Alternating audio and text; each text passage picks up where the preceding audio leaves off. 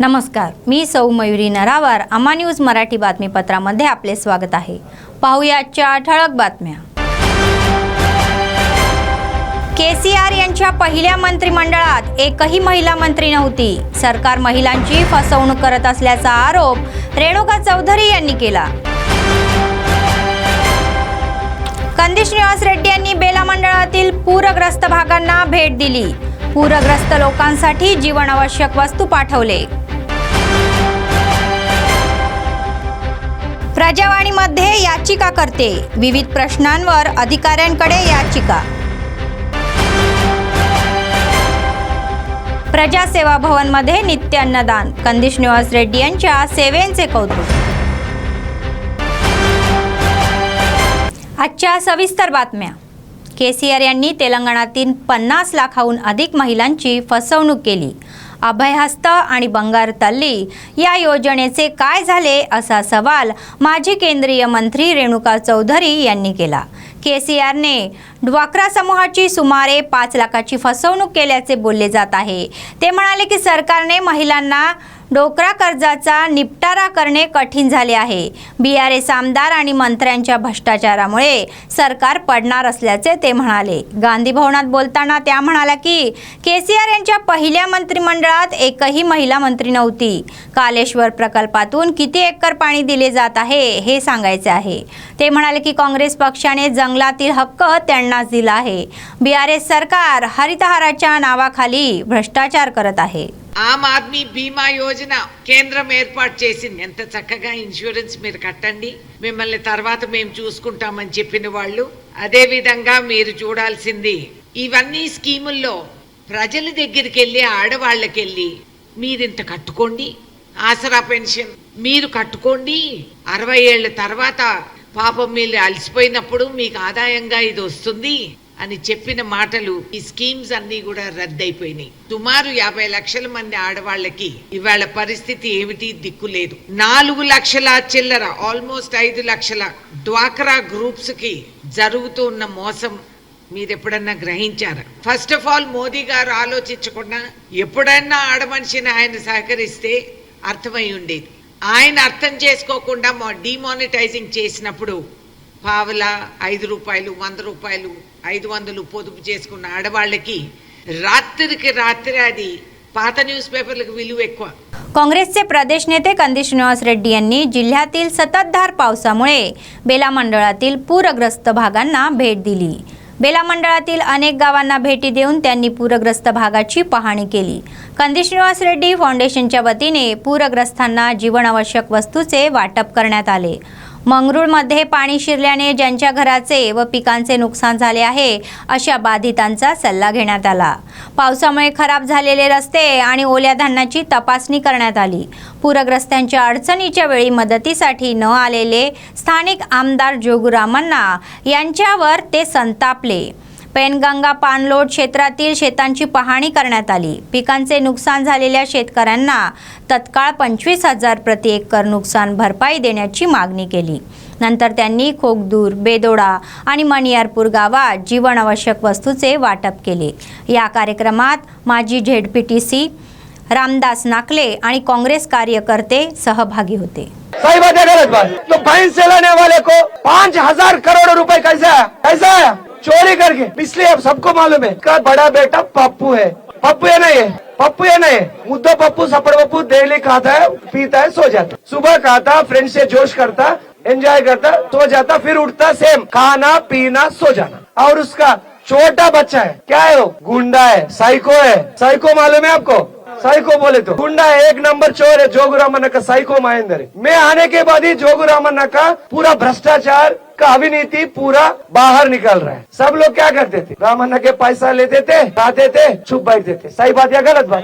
मेरा जैसा जोगुरामण्णा का पूरा अविनीति को बाहर निकला क्या? बात करे क्या ऐसा? जोगुरामण्णा को मैं आने के बाद डर लग रहा है. सब लोग जो भी जोगुरामण्णा को विमर्श किया उसको पैसा जिल्हाधिकारी राहुल राज यांनी प्रजावाणीमध्ये प्राप्त झालेल्या अर्जाची तपासणी करण्याचे आणि नियमानुसार तातडीने उपाययोजना करण्याचे आदेश अधिकाऱ्यांना दिले।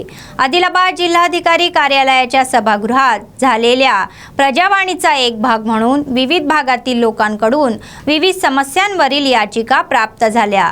जिल्हाधिकाऱ्यांनी जमिनीचे प्रश्न, पिंचन, रोजगार निर्मिती, नागरी पुरवठा, शिक्षण, महसूल, डबल बेडरूम, शैक्षणिक संस्थांमधील प्रवेश, शैक्षणिक स्वयंसेवकाची नियुक्ती आदी विषयांवर अर्ज प्राप्त केले। क्षेत्रीय स्तरावर लोकांच्या समस्यांचे निराकरण करून त्यांचे निराकरण करण्याचे आदेश दिले।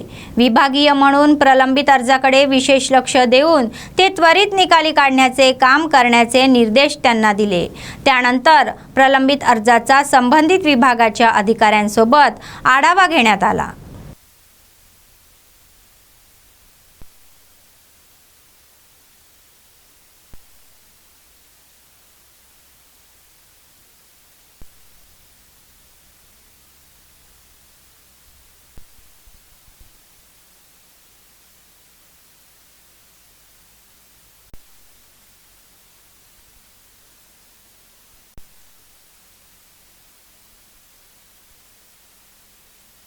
काँग्रेसचे राज्य नेते कंदी श्रीनिवास रेड्डी यांनी आपल्या समाजसेवेच्या कार्यक्रमांनी लोकांची मर्जी जिंकली, त्यांच्या हृदयात छाप सोडली। KSR फाउंडेशनच्या माध्यमातून त्यांनी प्रजासेवा भवनात नित्य अन्नदान कार्यक्रम सुरू ठेवला आहे। काँग्रेसचे प्रदेश नेते कंदी श्रीनिवास रेड्डी हे त्याच गटाचे आहे। गोरगरिबांची भूक भागवण्याच्या निर्धाराने सुरू झालेला हा अन्नदानाचा उपक्रम अविरतपणे सुरू आहे आणि त्यांना लोक अन्नदाता सुखी भव असे आशीर्वाद देत आहे।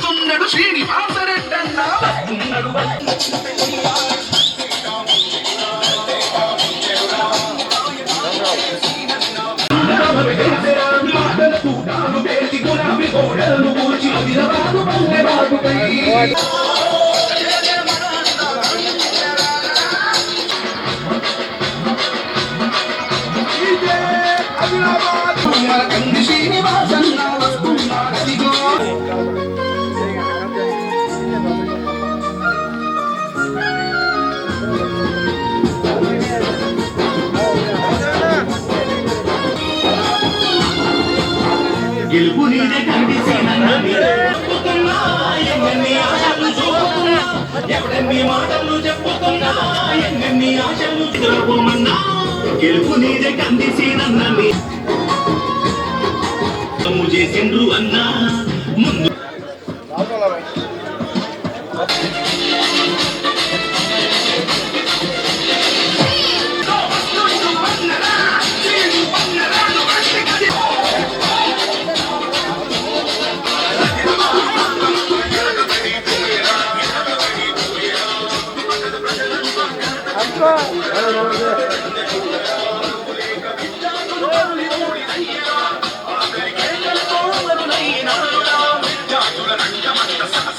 त्यांच्या समस्या सोडवण्यासाठी आणि त्यांच्या न्याय मागण्याच्या पूर्ततेसाठी आदिलाबाद जिल्हाधिकारी कार्यालयासमोर आंदोलन करत आहे। त्याचाच एक भाग म्हणून National Platform for the Rights of the Disable या संस्थेच्या संयुक्त विद्यमानाने अपंगांनी डोळ्याभोवती काळ्या फिती बांधून अभिनव पद्धतीने त्यांचा निषेध केला। राज्य सरकारच्या वृत्तीचा आणि स्थानिक आमदार जोगुरामन्ना यांच्या वृत्तीचा तीव्र निषेध करण्यात आला। समाजाचे जिल्हाध्यक्ष मोहम्मद इम्रान यांनी सांगितले की जोपर्यंत जिल्हा केंद्रात विशेष अपंग वसाहत स्थापन होत नाही तोपर्यंत ते आंदोलन सुरूच ठेवतील।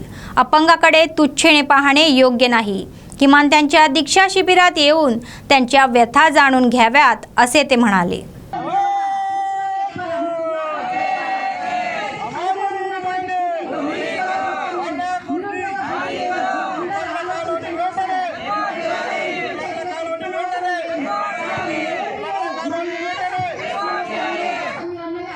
జిల్లాలో వికలాంగుల ధర్నా నేటికి 172వ రోజుకి చేరుకున్న ప్రభుత్వం ఎటువంటి స్పందన లేదు। కావున మా కళ్ళకు గుడ్డలు కనుక్కొని ఈరోజు నిరసన తెలియజేస్తున్నాం। త్వరలోనే వికలాంగుల కాలం అనేది ఏర్పాటు చేయాలి. లేదంటే రానున్న ఎలక్షన్లో వికలాంగులు అధిక సంఖ్యలో వికలాంగులు ఈ టీఆర్ఎస్ ప్రభుత్వానికి మంచి బుద్ధి చెప్తారని తెలియజేస్తున్నారు.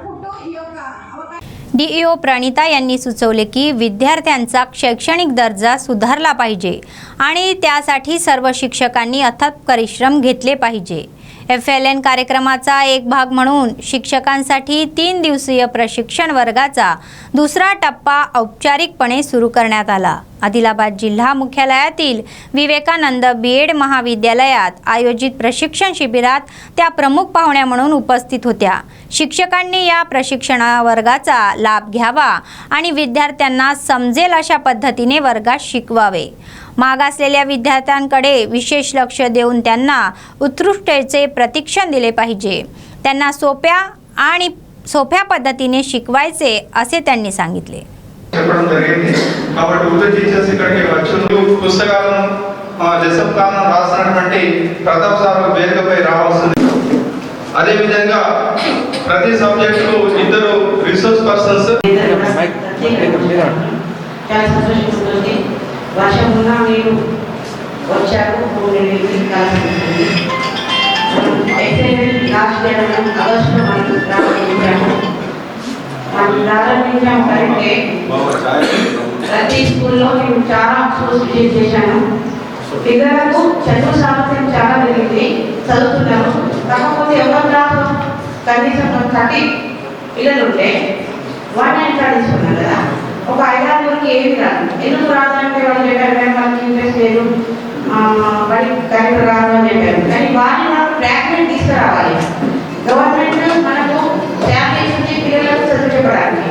మరి ఎవరో అర్థంగా తీసుకుని వారిని కూడా బడి కనిపించి చదువు సామాన్యం చేయడానికి చూడాలి.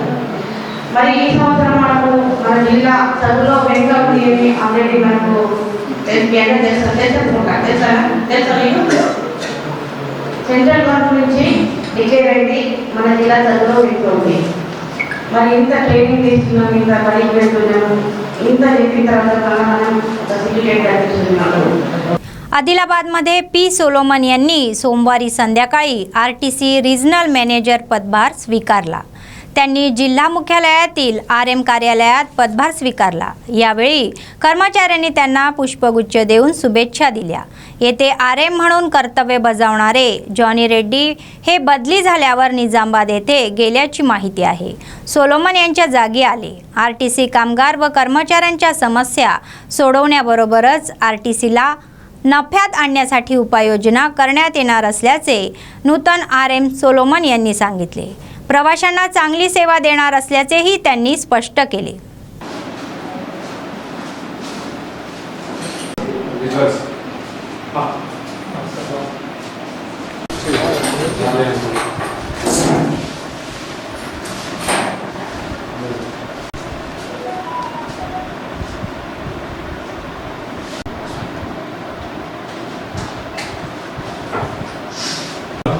సోషల్ మీడియా అంటే రేట్ SMS కాస్త మీరు పెట్టే సార్ అది స్టేట్ లెవెల్లో ఉంది.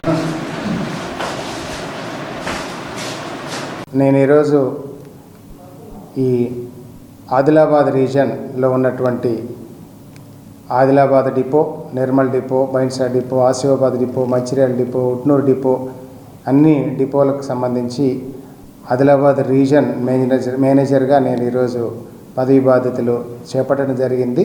నా పేరు పగిడిమరి సొలోమన్. సో తప్పకుండా మరి ఆర్టీసీ బస్సులోనే మీరందరూ ప్రయాణించి ఆర్టీసీ అనేది మరి చాలా క్షేమకరమైనటువంటి రోడ్ సేఫ్టీ ఉన్నటువంటి సంస్థ కాబట్టి అందరూ తప్పకుండా ఆర్టీసీ బస్సులో ప్రయాణించండి. సో తప్పకుండా మరి మీకు కావాల్సినటువంటి రవాణా సౌకర్యాలు, రవాణా సేవలు చేయడానికి మేము సిద్ధంగా ఉన్నాం. మీరందరూ మాతోటి सहकारिंचाలని कोरुకుంటూ मुगिస్తున్నాను. आदिलाबाद जिल्हा केंद्र रिम्स हॉस्पिटलमध्ये दिव्यांगाच्या सोयीसाठी खास OP सेंटर उघडले आहे. रिम्सचे संचालक जयसिंग राठोड प्रमुख पाहुणे होते व त्यांनी संबंधित वैद्यकीय अधिकाऱ्यांसह विभागाचे उद्घाटन केले. पावसाळ्याच्या पार्श्वभूमीवर हंगामी आजारांचा प्रादुर्भाव होत असताना OPIचा संयम सुटत असल्याचे लक्षात घेऊन दिव्यांगाच्या इच्छेनुसार विशेष केंद्र सुरू करण्यात आल्याचे संचालकांनी सांगितले। सर्व दिव्यांगांनी या केंद्राचा लाभ घ्यावा अशी सूचना करण्यात आली। लोकांनी आजारापासून सावध राहावे व वैयक्तिक स्वच्छतेबरोबरच परिसर स्वच्छ ठेवल्यास आजार होणार नाहीत असेही ते म्हणाले।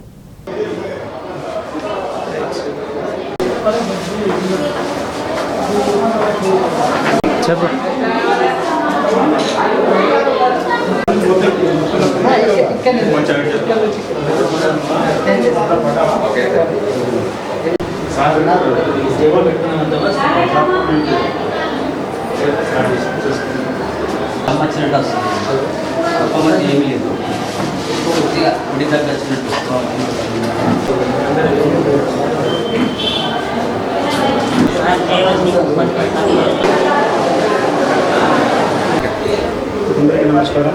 ఈరోజు రిమ్స్ ప్రభుత్వ హాస్పిటల్లో ఏదైతే నాగేశ్వరశ్రీ సంఘాలందరూ ఉన్నారో దివ్యాంగ సంఘం వాళ్ళందరూ మొన్న లాస్ట్ వీక్ నాకు సూపరింటెండెంట్ సార్ కార్యమ్మ గారికి రిక్వెస్ట్ చేశారు ఏంటంటే ఇప్పుడు సిగ్నల్ రావాలి ఎక్కువ ఉన్నాయి సార్, సో పేషెంట్ ఓపీ రచ్చకు ఉంటుంది, సో మాకు ఇబ్బంది అవుతుంది కనుక వాళ్ళ కోరిక మేరకు నేను సూపరింటెండెంట్ గారు ఆర్ఎంఓ గారు ముగ్గురు కలిసి సపరేట్ కౌంటర్ పెట్టాము। అదేవిధంగా వాళ్ళకు సపరేట్ వీల్ చైర్ చేశారు। అదేవిధంగా ఏదైతే ఓపీలో వాళ్ళు క్యాండిడేట్ వస్తారో చదివిన సర్టిఫికేట్ వాళ్ళు కూడా పేషెంట్కి ప్రొవైడ్ చేశాము। అందరూ ఓపీలో డాక్టర్ చెప్పాను, ఎప్పుడైతే వికలాంగులు వస్తారో వాళ్ళకి ముందు ప్రయారిటీ ఇవ్వండి, వాళ్ళకి ఇబ్బంది లేకుండా చూడమని చెప్పాను। అదేవిధంగా ఈరోజు మేము రిమ్స్ హాస్పిటల్లో ఒకటి వికలాంగుల కౌంటర్ ఓపెన్ చేసుకున్నాం, అందరూ వచ్చారు, సో వాళ్ళకి ఎటువంటి ఇబ్బంది లేకుండా చూసుకోవాల్సిన బాధ్యత మా అందరికీ ఉంది। Thank you very much. बातमी संपण्यापूर्वी पुन्हा एकदा ठळक बातम्या। KCR यांच्या पहिल्या मंत्रिमंडळात एकही महिला मंत्री नव्हती। सरकार महिलांची फसवणूक करत असल्याचा आरोप रेणुका चौधरी यांनी केला। कंदी श्रीनिवास रेड्डी यांनी बेला मंडळातील पूरग्रस्त भागांना भेट दिली। पूरग्रस्त लोकांसाठी जीवनावश्यक वस्तू पाठवले। प्रजावाणीमध्ये याचिका करते, विविध प्रश्नांवर अधिकाऱ्यांकडे याचिका। प्रजासेवा भवन मध्ये नित्य अन्नदान, कंदी श्रीनिवास रेड्डी यांच्या सेवेचे कौतुक। या होत्या आजच्या बातम्या। पुढच्या बातमीपत्रात पुन्हा भेटूया, तोपर्यंत पाहत रहा अम्मा न्यूज, सत्तेसाठी जनतेसाठी। नमस्कार।